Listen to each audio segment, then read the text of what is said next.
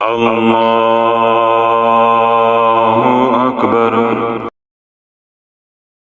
اللہم صلی علی سیدنا محمد وعلی آل سیدنا محمد وبارک وسلم۔ پچھلے دنوں میں نے ایک عمل بتایا تھا صلاۃ الحاجت کا، اور اس میں نے یہ وضاحت کی تھی کہ جب بھی کوئی غم آ جائے، کوئی پریشانی آ جائے، کوئی تکلیف آ جائے، تو ہم نے حضور علیہ الصلوۃ والسلام کا طریقہ دیکھنا ہے کہ اللہ کے نبی علیہ الصلوۃ والسلام نے حالت غم میں کیا کیا۔ حالت غم میں کیا کیا، اللہ کے نبی علیہ الصلوۃ والسلام نے اپنی امت کو کیا تلقین فرمایا، یا اللہ کے نبی علیہ الصلوۃ والسلام کی سنت مطہرہ حالت غم میں امت کے لیے کیا ہے۔ تو پھر میں نے یہ وضاحت کی تھی کہ اللہ کے نبی علیہ الصلوۃ والسلام کی زندگی مبارک کے اندر غم زیادہ ہیں، خوشیاں کم ہیں، اور غموں کے اندر 2 دن ایسے ہیں جن سے بڑھ کے کوئی تکلیف والا، پریشانی والا یا غم والا یا غم کی گھڑی والا دن نہیں ہے۔ ایک وہ وقت جو اللہ کے نبی علیہ الصلوۃ والسلام نے اپنی مکی زندگی کے اندر طائف میں گزارا، اور دوسرا وہ دن جو مدنی زندگی کے اندر بدر میں گزارا۔ یعنی یہ جو 2 گھڑیاں ہیں یا 2 وقت ہیں، جتنے غم کے پہاڑ یا جتنی بڑی آزمائش اللہ کے نبی علیہ الصلوۃ والسلام کے اوپر ان 2 اوقات کے اندر آئی ہے، باقی دیگر غم ہیں، بے شک وہ بھی بہت بڑے بڑے غم ہیں۔ سیدنا امیر حمزہ رضی اللہ عنہ کا شہید ہونا، اپنے صحابہ کا شہید ہونا آپ کے سامنے، آپ کی بیٹیوں کا اس دنیا سے جو ہے وہ رخصت ہونا، وہ سارے غم اپنی جگہ پہ ہیں، لیکن یہ جو 2 کڑے وقت ہیں نا، یہ الفاظ کے اندر انسان بیان نہیں کر سکتا۔ تو میں نے پھر یہ بات بھی سمجھائی تھی کہ ہمیں غم کے اندر، تکلیف کے اندر جو تعلیم ملے گی وہ کیا ملے گی؟ پہلا سبق ہمیں ملے گا طائف سے۔ جب طائف پہ اللہ کے نبی علیہ الصلوۃ والسلام پر اوباش نوجوانوں نے پتھر برسائے، تو اللہ کے نبی علیہ الصلوۃ والسلام کا کیا رویہ تھا، کیا رویہ تھا، کیا رد عمل تھا؟ تو وہاں سے ہمیں کیا ملے گا؟ صبر۔ ان اللہ مع الصابرین، وہاں سے ہمیں کیا ملے گا؟ صبر۔ پھر دوسری بات میں نے سمجھائی تھی کہ پھر ہم جائیں گے بدر۔ تو بدر میں جب اللہ کے نبی علیہ الصلوۃ والسلام حالت سجدہ کے اندر اللہ سے مانگ رہے تھے، تو وہ تعلیم ہمیں وہاں سے ملے گی۔ تو پھر طائف سے ہمیں ملے گا صبر، اور بدر سے ملے گا ہمیں مدد۔ تو یعنی 2 سبق ہمیں ملیں گے، 2 اسباق ملیں گے کہ پہلے ہم نے کرنا ہے صبر، اور پھر ہم نے مانگنی اللہ سے مدد۔ تو اللہ بولو یہ جب 2 پر لگ جائیں گے تو اللہ کسی بھی غم کے اندر ہم گر گئے ہیں، مصیبت کے اندر، پریشانی کے اندر، تقدیر کا لکھا تھا، تو جب ہمیں یہ 2 پر لگ جائیں گے تو ہم اس حالت زحمت کے اندر سے نکل جائیں گے۔ اللہ اسی زحمت کو کیا بنا دے گا؟ رحمت۔ کوئی پریشانی آ جائے، کوئی مصیبت آ جائے، کوئی تکلیف آ جائے، تو میرے شیخ رحمۃ اللہ فرمایا کرتے تھے کہ جب انسان بے صبری کا مظاہرہ کرتا ہے تو کیا ہوتا ہے کہ وہی آزمائش، وہی تکلیف جو ہے وہ طول پکڑ جاتی ہے، اتنی ہی لمبی ہو جاتی ہے۔ تو اس بیان کے اندر بھی میں نے تفصیل کے ساتھ ہی یہ مضمون یا یہ نقطہ سمجھانے کی کوشش کی تھی کہ ہم جب بے صبری کا مظاہرہ کرتے ہیں تو کیا ہوتا ہے کہ وہ پریشانی یا تکلیف وقتی طور پہ ختم ہو جاتی ہے، ہفتہ 10 دن جو ہے وہ سکون رہتا ہے، اللہ نیا نظام جو ہے وہ آزمائش کا بھیج دیتا ہے، اور پھر ہم ٹنڈورا پیٹتے ہیں، وہ جی ہم ایک مصیبت سے نکلتے ہیں تو دوسری آ جاتی ہے، دوسری سے نکلتے ہیں تو تیسری آ جاتی ہے، اور الزام کیا لگاتے ہیں؟ جادو ہو گیا ہے، جادو ہو گیا ہے۔ اور اگر ہم نبی علیہ الصلوۃ والسلام کی سنت مطہرہ پہ چلیں تو اللہ تعالیٰ جو آزمائش ایک بار آئی ہے اس آزمائش میں ہم کامیاب ہو جائیں گے تو کیا ہوگا؟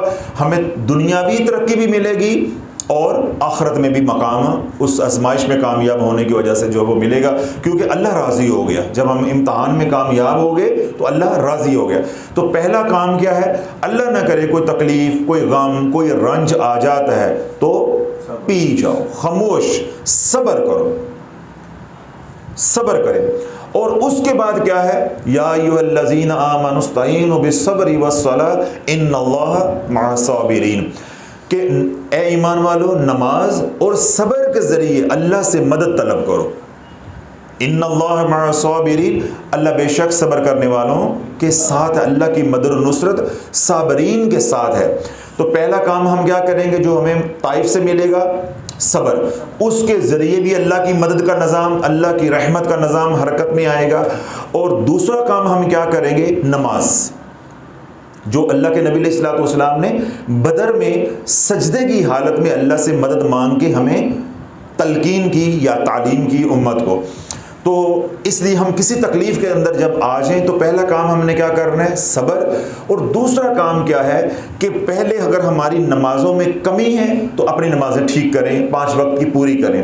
اگر 5 وقت کی نمازیں پوری ہیں، ذکر اذکار کی کمی ہے تو ذکر اذکار پہ توجہ دیں.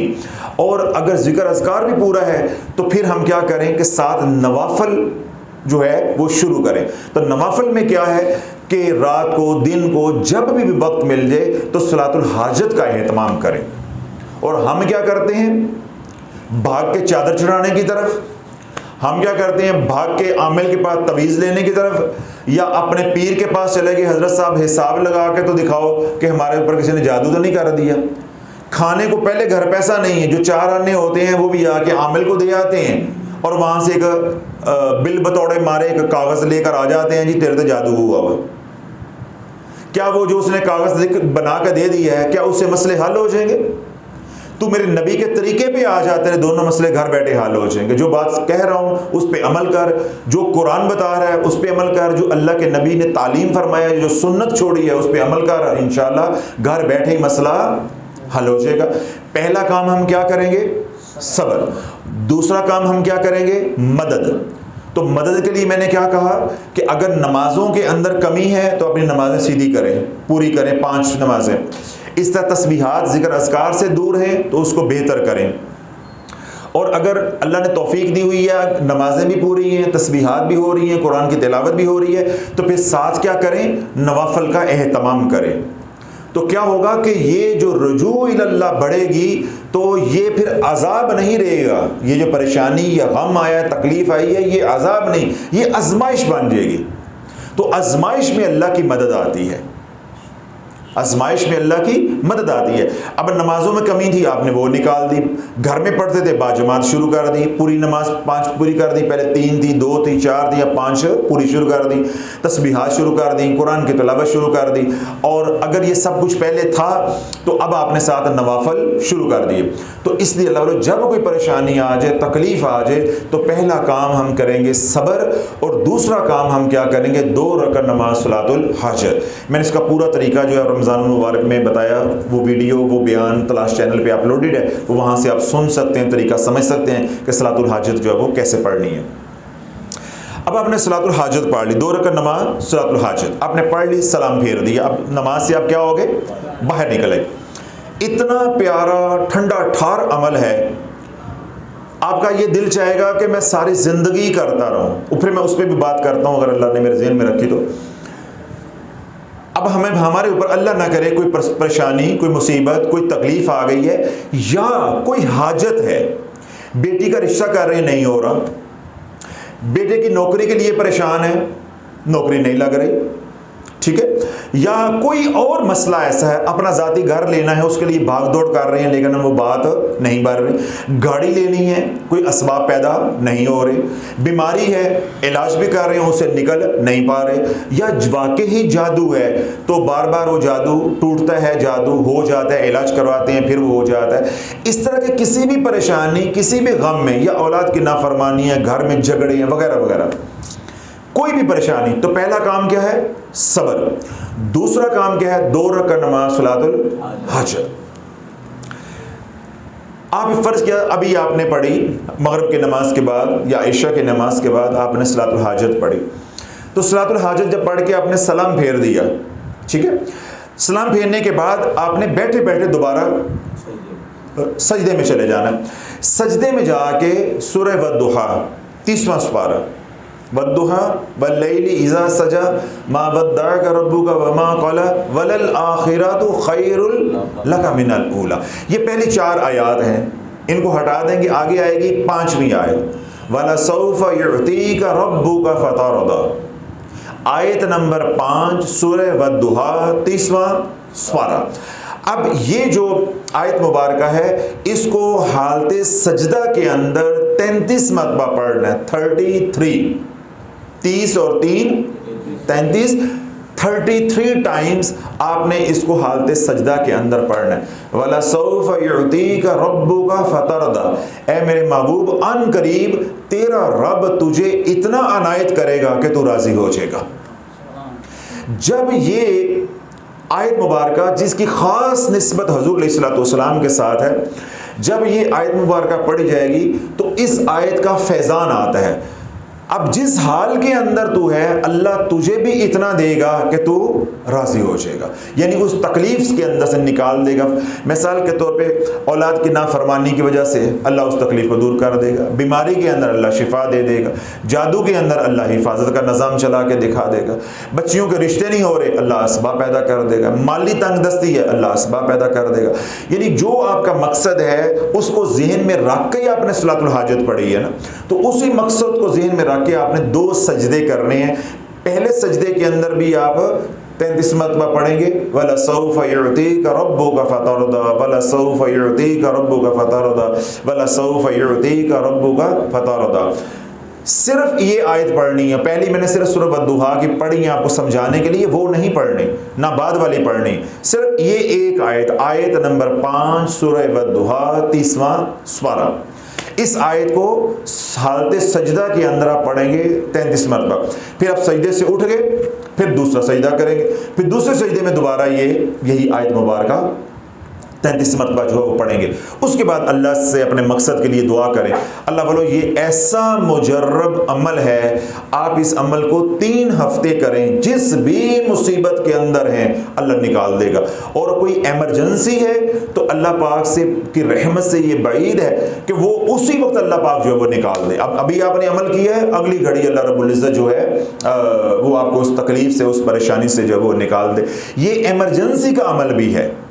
अच्छा, इसके अंदर कुछ रायतें भी हैं, वो भी आप सुन लें कि आप सलातुल हाजत दिन में 1 बार पढ़ लेते हैं, 2 बार पढ़ लेते हैं। अब ज़ाहिर बात है 5 नमाजें हैं तो 5 नमाजों के बाद तो आप सलातुल हाजत नहीं पढ़ सकते। और अगर अल्लाह ने आपके लिए आसानी की है तो फिर आप पढ़ें, वो तो बहुत ही अच्छी बात है। और अगर आप सलातुल हाजत दिन में 5 बार 4 बार नहीं पढ़ सकते, दिन में या रात में किसी वक्त 1 बार सलातुल हाजत का एहतमाम करें। बकिया नमाजों के बाद, जब मिसाल के तौर पे आपने ज़ोहर की नमाज सारी पढ़ ली, तो जब नमाज से फारिग हो गए तो जय नमाज उठाने से पहले 2 सजदे करें। तो दोनों सजदों के अंदर ये 66 मरतबा पढ़ा जाएगा, वलसौफ युअतीका रब्बुका फतरदा, 33 मरतबा पहले सजदे में और 33 मरतबा दूसरे सजदे में। तो ये अमल इस तरीके से भी किया जा सकता है, यानी सलातुल हाजत दिन में 1 बार पढ़ ले, 2 बार पढ़ ले, 3 बार 4 बार 5 बार, ये आपके ऊपर है, आपके ज़ौक़ और शौक़ और तकलीफ़ का जितना आपको एहसास है, वाकई आप उस मुसीबत से निकलना चाहते हैं।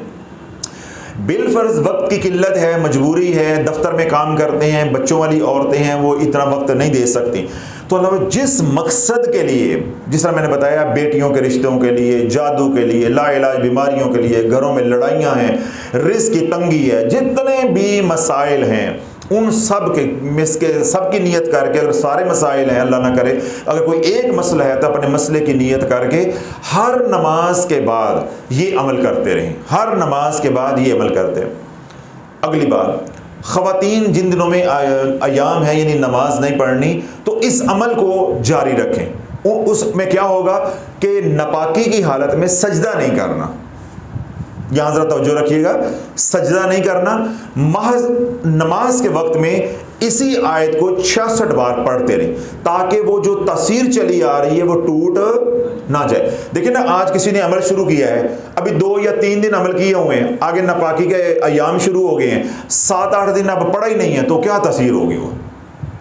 तो वो क्या है कि इसको जिक्र की नीयत से, वजीफे की नीयत से, इलाज की नीयत से, अमल की नीयत से, इस आयत का जब नमाज हुई, ज़ोहर की अजानें सुनी, तो बैठे बैठे 66 मरतबा उंगलियों पर ही जो है ना इसको पढ़ लें, तस्बीह की भी ज़रूरत नहीं है, ठीक है। تو جب پاک صاف ہو جائیں، جب دوبارہ نماز شروع ہو جائے گی تو پھر میں نے کیا کہا کہ دن میں 1 بار 2 بار 3 بار 4 بار 5 بار جتنی کسی کو آسانی ہے وہ صلاۃ الحاجت کا اہتمام کرے. 2 رکعت پڑھنے کے بعد پھر 2 سجدے اضافی کر کے 66 مرتبہ آدھی پہلے رکعت سجدے کے اندر اور آدھا دوسرے سجدے کے اندر پڑھیں. یہ عمل 2 طرح سے جو ہے استعمال کیا جاتا ہے. ایک تو یہ ہے کوئی ایمرجنسی ہو گئی، اللہ نہ کرے کسی کو ہارٹ اٹیک ہو گیا، کوئی تھانہ کچہری ہو گیا، کوئی گھر میں لڑائی ہو گئی، کوئی ایمرجنسی آ گئی، ٹھیک ہے. تو ایمرجنسی میں بجائے کہ واویلا کرنے کے، بانگیں دینے کے، کیا کرنا ہے؟ پہلا کام صبر اور دوسرا کام مدد. پہلے چپ کر جائیں، خاموش ہو جائیں اور اللہ سے صبر کے ذریعے مدد طلب کریں.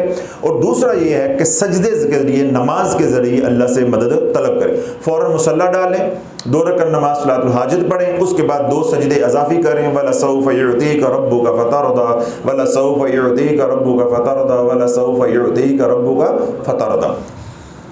یہ ایمرجنسی، جب ایمرجنسی ختم ہو گئی، ایمرجنسی ختم ہو گئی، عمل ختم ہو گیا.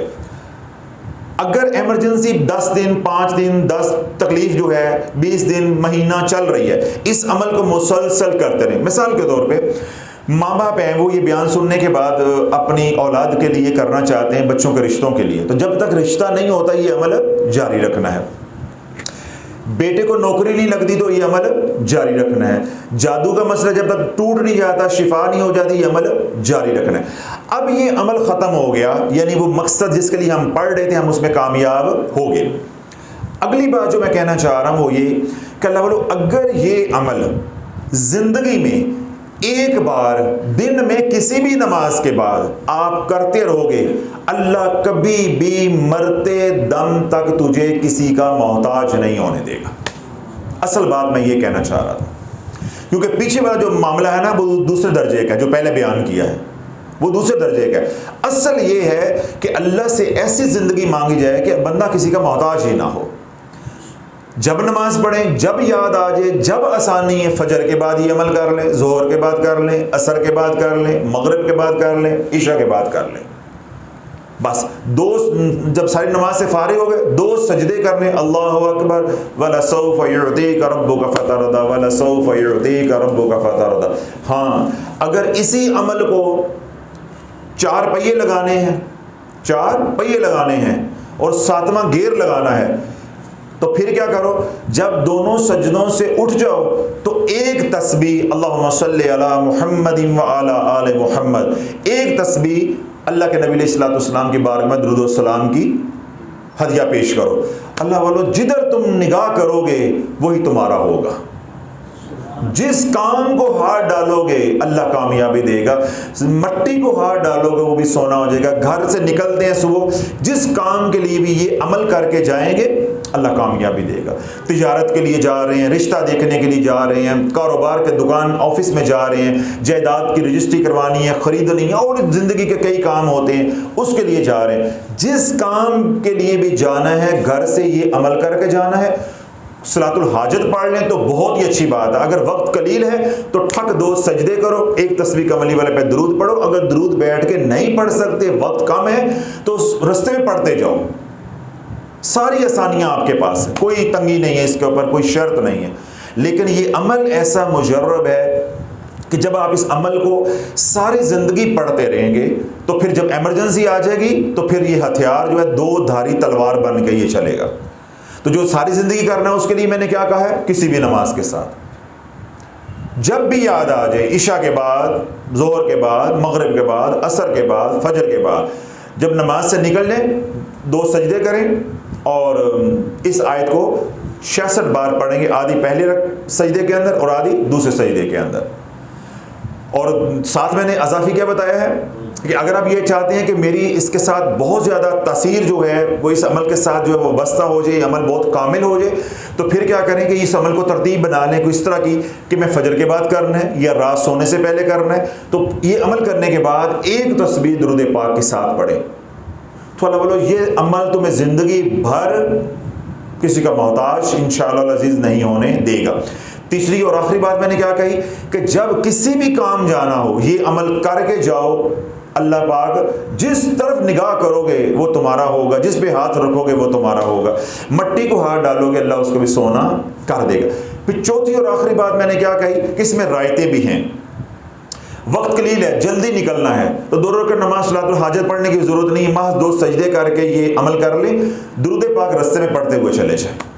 اگر کوئی ایمرجنسی ہے، جلدی نکلنا پڑ گیا ہے، اب اتنا وقت تو نہیں ہے نا، کسی کو انتظار نہیں کروایا جا سکتا، بعض صورتحال ایسی ہوتی ہے کہ آپ کو فوراً بھاگنا پڑتا ہے، کوئی آپریشن ہے، کوئی پریشانی ہے، کوئی حادثہ اللہ نہ کرے ہو گیا ہے، کوئی اور معاملہ ہو گیا تو فوراً آپ کو جانا ہے، وقت قلیل ہے۔